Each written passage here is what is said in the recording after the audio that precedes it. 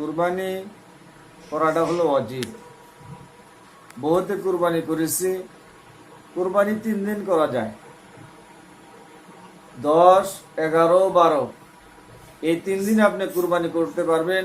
আইয়ামে তাশরিক এই 3 দিন কুরবানি চলবে, কিন্তু শ্রেষ্ঠ হলো ঈদুল আজহার দিনে ঈদুল আজহার নামাজ আদায় করে তারপরে কুরবানি করাটা হলো শ্রেষ্ঠ।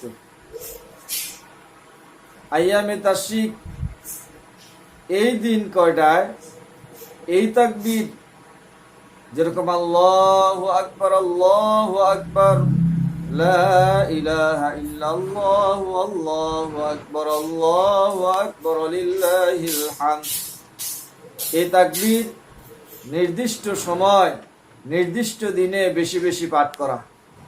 আইয়ামে তাশরিক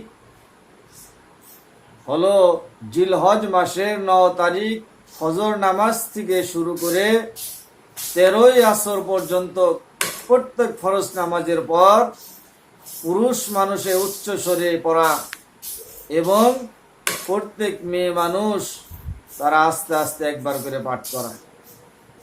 এই দোয়াটা পাঠ করা লাগে প্রত্যেকের।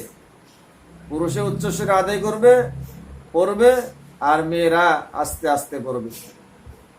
পরে এই দোয়াটা জানি, আল্লাহু আকবার লা ইলাহা ইল্লাল্লাহু আল্লাহু আকবার ওয়ালিল্লাহিল হামদ।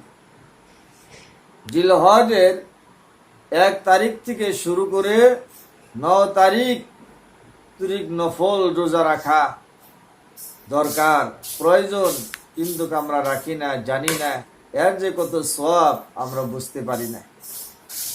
যাই হোক, মহান আল্লাহ রব্বুল আলামিন আমাদেরকে যদি জীবিত রাখেন, আগন্তুক কুরবানি জিলহজ মাসের প্রথম দিকে এই 9টি রোজা রাখার প্রত্যেকে নিয়ত করব।